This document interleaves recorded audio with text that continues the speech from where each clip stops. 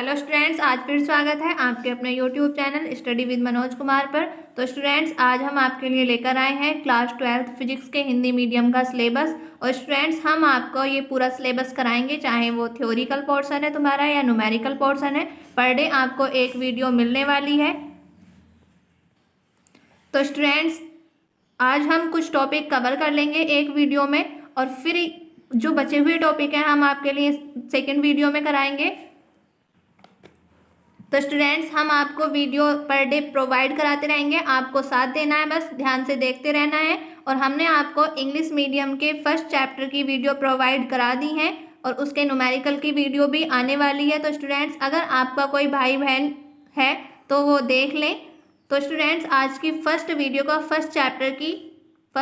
का first topic है विद्युत आवेश। तो देखिएगा, आवेश द्रव का वह गुण है जिसके कारण विद्युत तथा चुंबकीय प्रभाव उत्पन्न तथा अनुभव किए जाते हैं। इसकी एक और डेफिनेशन है, किसी वस्तु अथवा पदार्थ का वह गुण जिसकी उपस्थिति वस्तुएं किसी अन्य वस्तु को आकर्षित अथवा प्रतिकर्षित करती हैं, ऐसे गुण को आवेश कहते हैं। इसका उदाहरण है स्टूडेंट्स, जब हम सूखे बालों में कंघा करते हैं तो कंघे में कागज के छोटे टुकड़ों को अपनी ओर आकर्षित करने का गुण आ जाता है। यह गुण बालों में भी उत्पन्न हो जाता है। तो नोट कीजिएगा स्टूडेंट्स इसको, विद्युत आवेश की परिभाषा को। और प्लीज़ स्टूडेंट्स, मेरी रिक्वेस्ट है आपसे, चैनल को शेयर एंड सब्सक्राइब करते रहिए, ये आपका अपना ही चैनल है। तो देखते हैं आवेशों के प्रकार। आवेश हमारे दो प्रकार के होते हैं। फर्स्ट है धनावेश और सेकंड है ऋण आवेश। धन आवेश में हमारे इलेक्ट्रॉनों की कमी होती है और ऋण आवेश में इलेक्ट्रॉनों की वृद्धि होती है। और स्टूडेंट्स, एक बात और ध्यान रखनी है, अगर हमारे सेम साइन है, यानी कि ये प्लस प्लस है, तो सेम का मतलब या तो प्लस प्लस हो या फिर माइनस माइनस हो, तो यहाँ पर प्रतिकर्षित होंगे। और इनको कहते हैं हम सजातीय, यानी कि सजातीय आवेश है हमारे ये। और ये है हमारा यानी कि विजातीय हो, अलग अलग हो, माइनस प्लस या प्लस माइनस, तो यहाँ पर आकर्षित होंगे। यहाँ पर प्लस लिख लेंगे स्टूडेंट्स और यहाँ माइनस, तो ये आकर्षित होंगे और इनको कहते हैं हम विजातीय। तो स्टूडेंट्स, नोट कीजिएगा इसको। नेक्स्ट टॉपिक है कूलॉम का नियम। बहुत ही इंपॉर्टेंट टॉपिक है स्टूडेंट्स ये।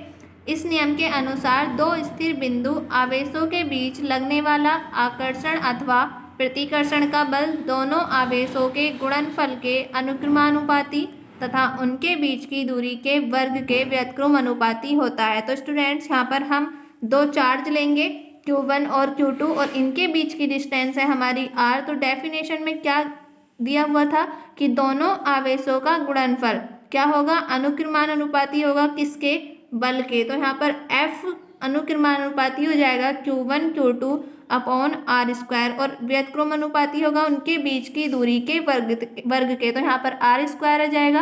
और स्टूडेंट्स, जब हम ये वाला साइन हटाते हैं अनुक्रमानुपाती का, तो एक नियतांक आता है हमारा, नियतांक हमने K माना है। तो यहाँ से F इक्वल हो जाएगा K Q1 Q2 upon R square, जहाँ K क्या है, हमारा नियतांक है। K इक्वल मान लेंगे हम यहाँ पर 1/4 पाई एप्सिलॉन नॉट, और पुट कर देंगे हम F इक्वल K की जगह पर 1/4 pi epsilon naught into Q1 Q2 upon R square. यही हो जाएगा हमारा बल, और बल का मात्रक होता है न्यूटन। इसकी विमा निकालेंगे स्टूडेंट्स, तो न्यूटन की विमा होती है mLT-2, और 1/4 पाई एप्सिलॉन नॉट की वैल्यू होती है 9 × 10⁹। ये वैल्यू आपको ध्यान रखनी है।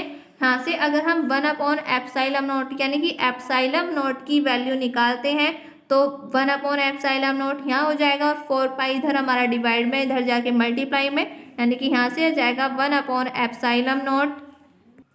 ये 4 पाई इधर मल्टीप्लाई में इंटू 9 × 10⁹, और पाई की वैल्यू 3.14 इंटू 9 × 10⁹। और इसको सॉल्व करेंगे स्टूडेंट्स, तो यहाँ पर आ जाएगा 8.85 इंटू 10⁻12।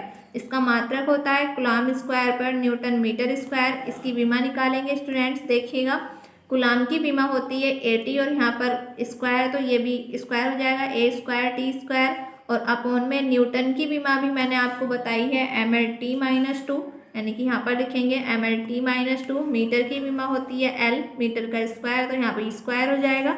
ये सारी जो एम एल टी एल है इनको ऊपर लेके जाएंगे तो ए की पावर 2 ऊपर है, यहाँ से एल की एक पावर ये है, यानी कि एक घात ये है और दो घातें ये हैं, और गुणा में घातें जुड़ती हैं तो यहाँ पर एक और दो 3 हो जाएंगी, और ये ऊपर जाके हो जाएंगी -3।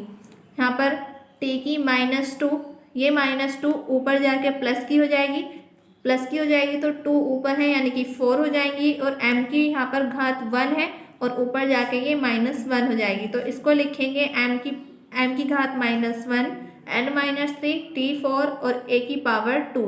ये हो जाएगी हमारी विमा एप्सिलॉन नॉट की। तो स्टूडेंट्स नोट कीजिएगा इसको।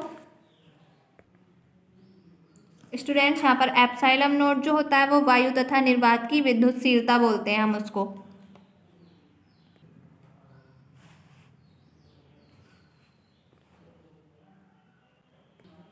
तो लास्ट टॉपिक स्टूडेंट्स आपके समझ में आ गया होगा। नेक्स्ट टॉपिक है हमारा विद्युत क्षेत्र।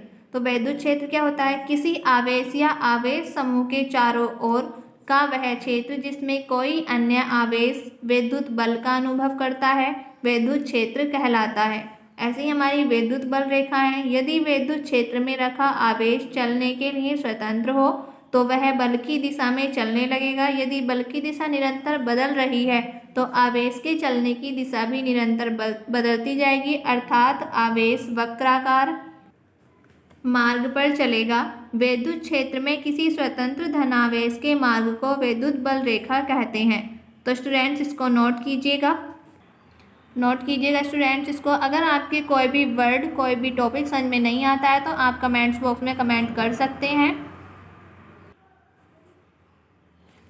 तो नेक्स्ट टॉपिक देखिएगा स्टूडेंट्स, विद्युत बल रेखाओं के गुण।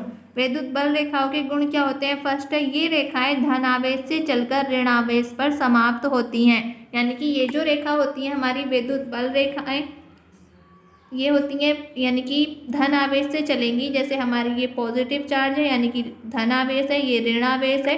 तो ये जो हमारी बल रेखाएं होती हैं ये धन आवेश से चलती हैं और ऋण आवेश पर ख़त्म हो जाती हैं। ये इस तरह से ऐसी ही बहुत सारी बल रेखाएं हमारी क्या होंगी? ऋण आवेश से निकलेंगी और धन आवेश से निकलेंगी और ऋण आवेश में एंटर करती हैं। ये सेकंड है, बल रेखा के किसी भी बिंदु पर खींची गई स्पर्श रेखा उस बिंदु पर धनावेश पर लगने वाले बल की दिशा को प्रदर्शित करती है। अगर हम किसी भी बिंदु पर हमें बल की दिशा देखनी है तो किसी भी रेखा पर स्पर्श रेखा खींचकर उस बल की दिशा प्रदर्शित कर सकते हैं। थर्ड है, कोई भी दो बल रेखाएं परस्पर काट नहीं सकती।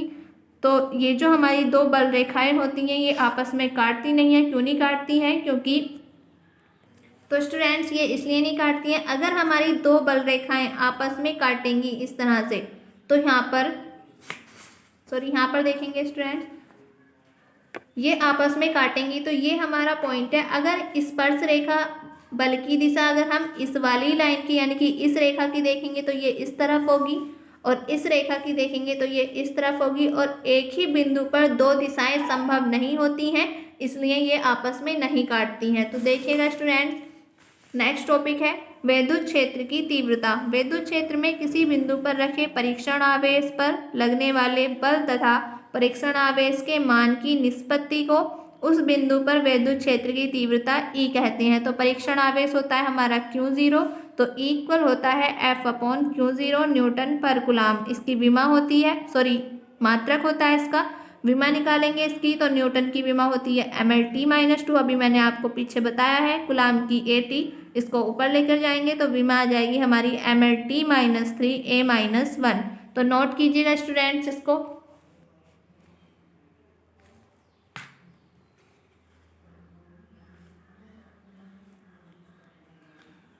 तो नेक्स्ट टॉपिक देखिएगा स्टूडेंट्स, किसी बिंदु आवेश के कारण विद्युत क्षेत्र की तीव्रता।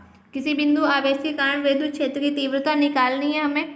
माना कि +Q कूलाम का आवेश किसी ऐसे माध्यम में बिंदु O पर स्थित है जिसका परावैद्युतांक K है। आवेश +Q द्वारा उत्पन्न विद्युत क्षेत्र में बिंदु O से R दूरी यानी कि R मीटर की दूरी पर एक बिंदु P है जिस पर विद्युत क्षेत्र की तीव्रता ज्ञात करनी है। यानी कि ये हमारा O बिंदु पर एक प्लस Q चार्ज है और इससे R दूरी पर एक बिंदु है हमारा P, उस पर परीक्षण आवेश रखा हुआ है Q0। तो इस बिंदु P पर हमें विद्युत क्षेत्र की तीव्रता ज्ञात करनी है। तो यहाँ से स्टूडेंट्स अगर हम विद्युत क्षेत्र की दिशा देखेंगे तो विद्युत क्षेत्र की दिशा बाहर की तरफ आएगी। क्यों आएगी? क्योंकि मैंने अभी पीछे आपको बताया है दोनों आवेश कैसे हैं, धन आवेश है और धन आवेश है तो इनमें प्रतिकर्षण होगा, प्रतिकर्षण होगा तो विद्युत क्षेत्र की दिशा बाहर की तरफ आ जाएगी, यानी कि ये हो जाएगी हमारी विद्युत क्षेत्र की दिशा E। तो देखिएगा आगे स्टूडेंट्स इसको कूलाम के नियम के अनुसार, कूलाम का नियम अभी हमने पढ़ा है, क्या होता है, दो चार्जों का यानी कि दो जो आवेश हमारे उनका गुणनफल और बटे में उनके बीच की दूरी का वर्ग। तो F equal 1/4πε0 into Q 0/r²। समीकरण नंबर 1 मान लेंगे इसको।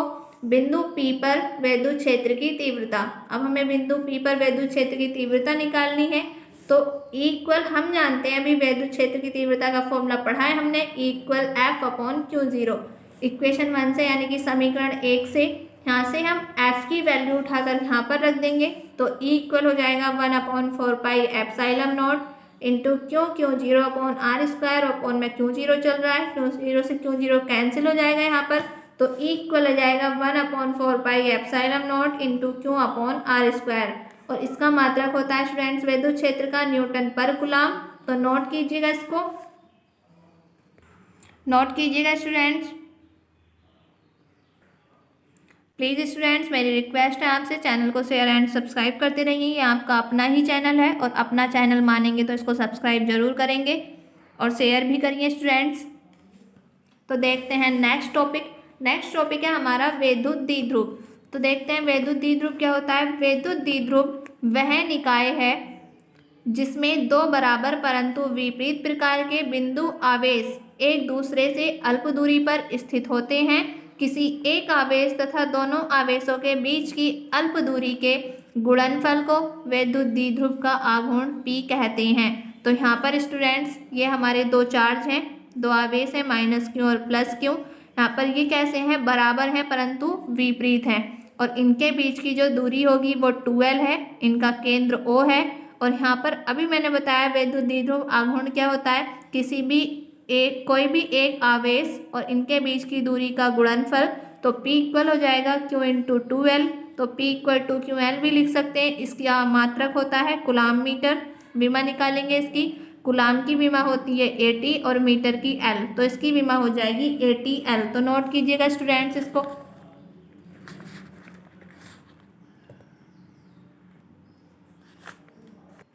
देखिएगा स्टूडेंट्स नेक्स्ट टॉपिक है विद्युत द्विध्रुव के कारण उत्पन्न विद्युत क्षेत्र की तीव्रता। और इसमें भी दो कंडीशन होती हैं। फर्स्ट है हमारा विद्युत द्विध्रुव की अक्षीय स्थिति में किसी बिंदु पर विद्युत क्षेत्र की तीव्रता, यानी कि विद्युत द्विध्रुव की अक्षीय स्थिति में हमें कोई भी बिंदु लेना है और उस पर विद्युत क्षेत्र की तीव्रता निकालनी है। तो यहाँ पर हम ले लेंगे विद्युत द्विध्रुव। और विद्युत द्विध्रुव क्या होता है हमारा, बराबर परंतु विपरीत, यानी कि दोनों चार्ज कैसे होंगे, दोनों आवेश हमारे बराबर होंगे और कैसे होंगे, विपरीत, यानी कि -Q और +Q। उन दोनों के बीच की दूरी होती है 2L। ये इसका मध्य बिंदु O हो जाएगा और ये जो हमारा, इसको नाम दे देंगे हम A और इसको नाम दे देंगे B। A और O के बीच की डिस्टेंस यानी कि A और B की दूरी हो जाएगी L, O और B के बीच की दूरी हो जाएगी L, टोटल 2L है। तो यहाँ से इसका जो मध्य बिंदु है, मध्य बिंदु से R दूरी पर एक बिंदु लेंगे हम P, तो मध्य बिंदु से P तक की दूरी हो जाएगी R। और यहाँ पर हमें क्या निकालना है, विद्युत क्षेत्र की तीव्रता निकालनी है। तो विद्युत क्षेत्र की तीव्रता निकालने के लिए हमें पहले इसकी दिशा पता करनी है, यानी कि -Q से P पे और +Q से P पे। तो -Q से अगर हम P पे दिशा निकालेंगे तो ये कहाँ आएगी, हमारी अंदर की तरफ आएगी। क्यों?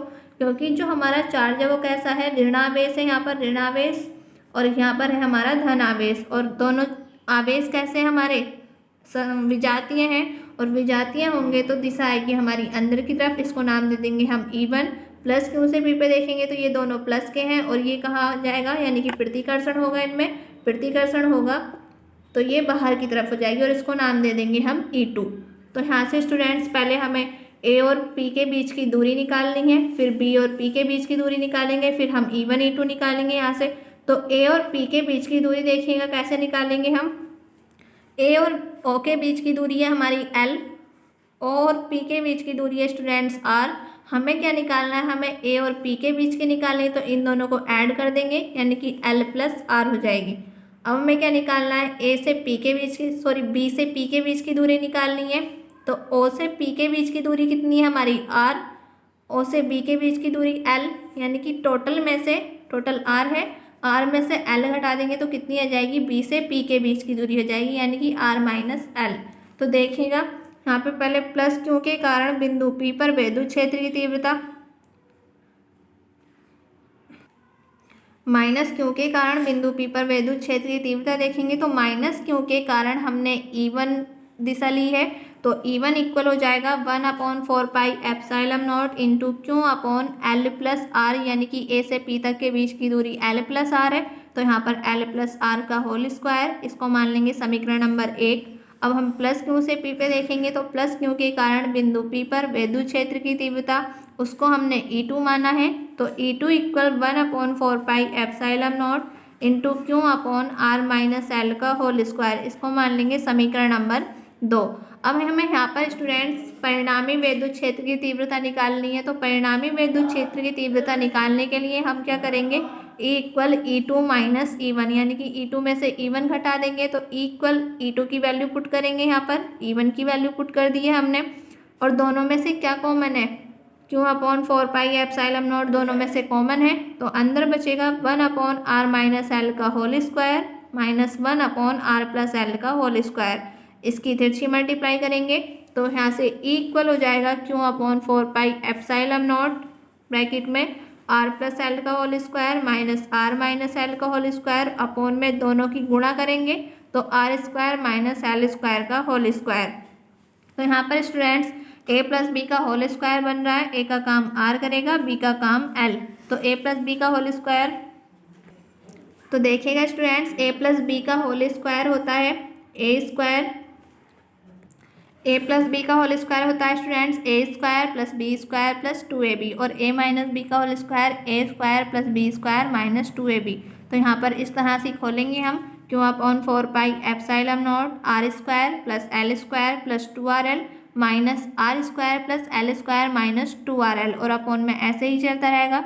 इस माइनस की अब अंदर मल्टीप्लाई करेंगे, तो Q upon 4πε0 r square plus L square plus 2rl, minus के अंदर मल्टीप्लाई करेंगे तो minus R square minus L square plus 2rl, और यहाँ से आर स्क्वायर से आर स्क्वायर कैंसिल हो जाएगा, एल स्क्वायर से एल स्क्वायर कैंसिल हो जाएगा, 2rl और 2rl 4rl बचेंगे, तो Q upon 4πε0 into 4rl upon R square minus L square का होल स्क्वायर। तो 4 को लिख सकते हैं स्टूडेंट्स हम 2 इंटू 2, और इंटू में RL चल रहा है और यहाँ पर क्यू, तो L जो होता है स्टूडेंट्स वो बहुत छोटा होता है R से, तो हम इसको नगण्य मान लेते हैं, नगण्य माना जा सकता है। नगण्य मानने का मतलब L इक्वल 0 ले लेंगे यहाँ पर, और 0 यहाँ पुट करेंगे तो किया जाएगा Q upon 4πε0 into 2 into 2rl upon, ये तो पूरा 0 हो गया है, और आर स्क्वायर का स्क्वायर बचेगा, यहाँ पर आर स्क्वायर का स्क्वायर इक्वल 1/4πε0, इसको लिखेंगे स्टूडेंट्स हम 2 हमने एक ऐसे लिख लिया इंटू 2ql और इंटू में r, और आर स्क्वायर का स्क्वायर यानी कि r की पावर 4, यहाँ से एक पावर कट जाएगी और यहाँ बचेगा r का क्यूब। वी नो दैट, हम जानते हैं p इक्वल होता है 2ql विद्युत द्विध्रुव आघूर्ण से, तो हम 2ql की जगह पर यहाँ पर p रखेंगे तो इक्वल हो जाएगा 1/4πε0 into 2p upon r cube. और यही हमारी क्या है स्टूडेंट्स, अक्षीय स्थिति में विद्युत क्षेत्र की तीव्रता, और इसका मात्रक होता है न्यूटन पर कूलम। तो नोट कीजिएगा स्टूडेंट्स, इसको नोट कीजिएगा स्टूडेंट्स। अगर आपके कोई भी टॉपिक समझ में नहीं आता है तो आप कमेंट बॉक्स में कमेंट्स कर सकते हैं। प्लीज़ स्टूडेंट्स, मेरी रिक्वेस्ट है आपसे, चैनल को शेयर एंड सब्सक्राइब करते रहिए।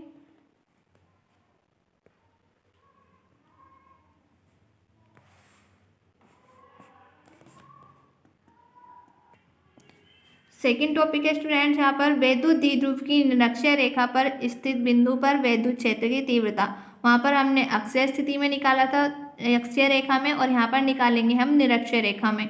तो देखिएगा, माना कोई वैद्युत द्विध्रुव यानी कि एक वैद्युत द्विध्रुव लेंगे जिसका मध्य बिंदु O है, उसका मध्य बिंदु O होगा और O से R दूरी पर, R मीटर की दूरी पर इसकी निरक्षीय स्थिति में, R मीटर की दूरी पर निरक्षीय स्थिति में एक बिंदु P लेना है हमें, जिस पर विद्युत क्षेत्र की तीव्रता ज्ञात करनी है, जो +Q तथा -Q कूलाम आवेशों से बने हैं, जिनके बीच की दूरी 12 मीटर है। तो देखिएगा स्टूडेंट्स इसको, तो देखिएगा स्टूडेंट्स, हम यहाँ पर एक वैद्युत द्विध्रुव लेंगे, वैद्युत द्विध्रुव -Q और +Q उनको मान लेंगे हम, यानी कि -Q को A बिंदु और +Q पर B बिंदु, और O क्या है, इसका मध्य बिंदु है और इनके बीच की दूरी 12 है। A और O के बीच की दूरी L होगी और B के बीच की दूरी भी L होगी, और O से R दूरी पर, यानी कि O से R दूरी पर इसकी निरक्षीय स्थिति में, निरक्षीय स्थिति यानी कि ऊपर की तरफ, निरक्षीय स्थिति में एक बिंदु P लेना है। ये बिंदु ले लिया है हमने P, जिस पर हमें क्या निकालना है, वैद्युत क्षेत्र की तीव्रता निकालनी है। तो यहाँ पर A से P मिला देंगे और B से P मिलाएंगे। और स्टूडेंट्स हम क्या करते हैं, घटक तोड़ते हैं, और घटक y अक्ष में तो टूटते हैं हमारे साइन के और x अक्ष में टूटेंगे कॉस के। तो यहाँ पर पहले हम दिशा देखेंगे वैद्युत क्षेत्र की, तो -Q से P पे वैद्युत क्षेत्र की दिशा देखेंगे, वो अंदर की तरफ आएगी। क्यों आएगी, क्योंकि ये हमारा -Q है, ये ऋण आवेश है और यहाँ पर धन आवेश है, तो इन दोनों में क्या होगा, आकर्षण होगा। आकर्षण होगा तो ये दिशा जाएगी हमारी अंदर की तरफ, और इसको मान लेंगे हम E1। +Q से P पे देखेंगे तो ये हमारा धन आवेश है, यहाँ भी धन आवेश है, इन दोनों में प्रतिकर्षण होगा। प्रतिकर्षण होगा तो ये ऊपर की तरफ चली जाएगी हमारी दिशा, और इसको नाम दे देंगे E2। तो यहाँ से स्टूडेंट्स अब हम घटक तोड़ेंगे, घटक यानी कि अभी मैंने बताया आपको। और यहाँ पर स्टूडेंट्स ये हमारी हमारी E2 की दिशा है, ये E1 की दिशा है, और इनकी परिणामी वैद्युत क्षेत्र की दिशा ये हो जाएगी E, और E2 से जो E थीटा डिग्री का कोण बना रहा है, और यहाँ पर E1 से E थीटा डिग्री का। तो स्टूडेंट्स एक बात और ध्यान रखनी है, जो लाइन हमारी थीटा से मिली हुई है वहाँ पर कॉस के घटक तो टूटते हैं, और जो लाइन मिली हुई नहीं है वहाँ पर साइन के। तो यहाँ पर E1 के लिए, यानी कि E1 के लिए हम अगर हम साइन के घटक तोड़ेंगे तो यहाँ पर हो जाएगा E1 साइन थीटा और यहाँ पर E1 कॉस थीटा। E2 के लिए E2 साइन थीटा और यहाँ पर E2 कॉस थीटा। ये दोनों हमारे साइन के घटक क्या हैं, एक दूसरे के विपरीत हैं। विपरीत होंगे तो क्या होगा स्टूडेंट्स, ये आपस में कैंसिल हो जाएंगे, यानी कि कट जाएंगे, और ये दोनों घटक हमारे जुड़ेंगे यहाँ पर। तो यहाँ पर स्टूडेंट्स बिंदु P पर +Q के कारण, यहाँ पर ये +Q कारण बाद में लिखना है, यहाँ कारण वैद्युत क्षेत्र की तीव्रता, यहाँ पर +Q के कारण वैद्युत क्षेत्र की तीव्रता निकालेंगे तो E1 इक्वल हो जाएगा 1/4 पाई एप्सिलॉन नॉट।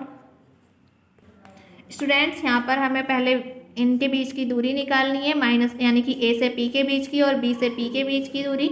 तो यहाँ पर हम क्या लगाएंगे, पाइथागोरस प्रमेय लगाएंगे, और पाइथागोरस प्रमेय क्या होती है हमारी, कर्ण का स्क्वायर इक्वल, तो स्टूडेंट्स ये होता है हमारा कर्ण का स्क्वायर इक्वल लंब का स्क्वायर प्लस आधार का स्क्वायर। तो यहाँ पर कर्ण क्या है हमारा, कर्ण हमें निकालना है, यानी कि कर्ण AP है, तो AP इक्वल हो जाएगा, यानी कि AP का square equal L square. L क्या है यहाँ पर, लंब है, तो लंब है हमारा R है, तो ये लंब है R और R का स्क्वायर हो जाएगा यहाँ पर, प्लस आधार, आधार है L, तो यहाँ पर L का स्क्वायर हो जाएगा प्लस L स्क्वायर। तो हमें AP निकालना है, तो AP इक्वल हो जाएगा, ये स्क्वायर इधर जाके अंडर रूट चढ़ा लेगा, तो under root R square plus L square. तो AP की दूरी आ गई है हमारी R square plus L square, और BP के बीच की दूरी भी यही होगी, under root R square plus L square.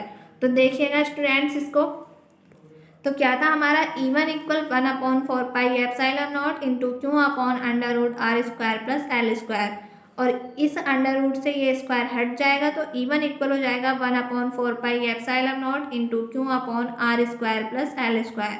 अब हम निकालेंगे बिंदु P के कारण -Q पर वैद्युत क्षेत्र की तीव्रता, तो वो भी हमारी यही आनी है, E2 equal 1/4 pi epsilon naught into Q upon R square plus L square का स्क्वायर, और यहाँ पर ये अंडर रूट से स्क्वायर कैंसिल हो जाएगा, तो E2 इक्वल हो जाएगा 1/4 pi epsilon naught into Q upon R square plus L square. तो स्टूडेंट्स जो हमारे E1 है वो E2 के इक्वल है, क्योंकि दोनों वैल्यू हमारी सेम है यहाँ पर।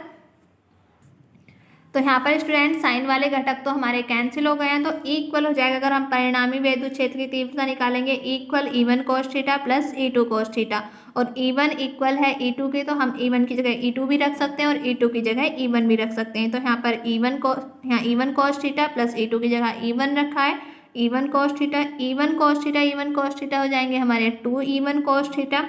2 इंटू E1 की वैल्यू अभी हमने निकाली है, क्या थी, 1/4 pi epsilon naught into Q upon R square plus L square. तो यहाँ पर पुट करेंगे 1/4 pi epsilon naught into Q upon R square plus L square, into में कोस थीटा है। अब स्टूडेंट्स यहाँ पर इक्वल 1/4 पाई एप्साइलम नॉट, ये 2 हमने यहाँ पर लिख दिया है, 2 Q upon R square plus L square into में कोस थीटा। तो यहाँ से अब हम कोस थीटा की वैल्यू निकालेंगे। तो यहाँ पर लेंगे हम समकोण त्रिभुज AOP में, समकोण त्रिभुज AOP में cos थीटा बराबर है आधार बटे कर्ण। तो यहाँ से आधार है हमारा L और कर्ण है √r square plus L square, और इसको स्टूडेंट्स यहाँ पर L, तो यहाँ पर ये हो जाएगा हमारा अंडर रूट को लिख सकते हैं हम 1/2 घात L/r square plus L square की पावर 1/2। तो यहाँ से हम cos थीटा की वैल्यू पुट करेंगे तो इक्वल हो जाएगा 1/4 pi epsilon naught into 2q upon R square plus L square into L upon R square plus L square की पावर 1/2। 1/2 पावर ये है और 1 पावर ये है, तो ये दोनों घातें कैसे हो जाएंगी, जुड़ जाएंगी, गुणा में घातें जुड़ती हैं, तो ये 3/2 हो जाएंगी। और 2ql हमने एक साथ लिखा है यहाँ पर। और वी नो दैट, हम जानते हैं स्टूडेंट्स वैद्युत द्विध्रुव आघूर्ण होता है P = 2ql, तो इसकी जगह पर रखेंगे हम यहाँ पर P, तो इक्वल हो जाएगा 1/4 pi epsilon naught into P upon R square plus L square की घात 3/2। और यहाँ पर students equal 1/4 pi epsilon naught into P upon R square plus L square की घात 3/2। यहाँ पर जो r है हमारा वो बहुत बड़ा है, किससे, L से। जब ये L से बहुत बड़ा होगा तो L यहाँ पर बहुत छोटा है, तो L = 0 ले लेंगे हम। 0 लेने का मतलब L को नगण्य माना जा सकता है, तो इक्वल यहाँ पर पुट करेंगे हम L = 0, तो ये L हट जाएगा यहाँ से, ये टर्म खत्म हो जाएगी, तो इक्वल हो जाएगा 1/4 pi epsilon naught into P upon R square की घात 3/2। ये 2 से 2 कैंसिल हो जाएगा और यहाँ आएगा equal 1/4 pi epsilon naught into P upon R cube. और यही है हमारा निरक्षीय स्थिति में विद्युत क्षेत्र की तीव्रता। इसका मात्रक होता है न्यूटन पर कूलम। तो नोट कीजिएगा स्टूडेंट्स, इसको नोट कीजिएगा स्टूडेंट्स। प्लीज़ स्टूडेंट्स, मेरी रिक्वेस्ट है आपसे, चैनल को शेयर एंड सब्सक्राइब करते रहिए। तो स्टूडेंट्स, आज की इस वीडियो को हम यहीं समाप्त करेंगे। तो आज का ये लास्ट टॉपिक है हमारा, और स्टूडेंट्स हम आपको पर डे एक वीडियो प्रोवाइड कराने वाले हैं। आज की ये हमारी फर्स्ट वीडियो थी, कल हम आपके लिए लेकर आएंगे इसकी सेकंड वीडियो। और स्टूडेंट्स, आपको हमारा साथ देना है। अगर आप हमारा साथ देंगे तो हम आपका पूरा सिलेबस कंप्लीट करा देंगे, और थ्योरी कराने के बाद हम आपके लिए लेकर आएंगे न्यूमेरिकल। ऐसे फिर हम सेकेंड चैप्टर, ऐसी सीरीज चलती रहेगी स्टूडेंट्स, और आपको ध्यान से पढ़ते रहना है और अपने फ्रेंड्स को भी शेयर कर दीजिएगा स्टूडेंट्स। और इंग्लिश मीडियम के भी हमने यूपी बोर्ड, CBSE बोर्ड का फर्स्ट चैप्टर कंप्लीट कर दिया है, वहाँ पर थ्योरिकल पोर्शन उसका, और न्यूमेरिकल पोर्शन आज हम आपको अपलोड करा देंगे। तो स्टूडेंट्स, शेयर कर दीजिए उसको, और आपने नहीं देखा है तो प्लेलिस्ट में जाकर देख लीजिएगा।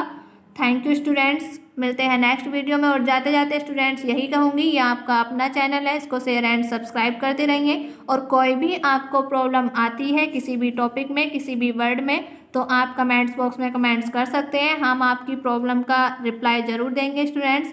थैंक यू स्टूडेंट्स, मिलते हैं नेक्स्ट वीडियो में।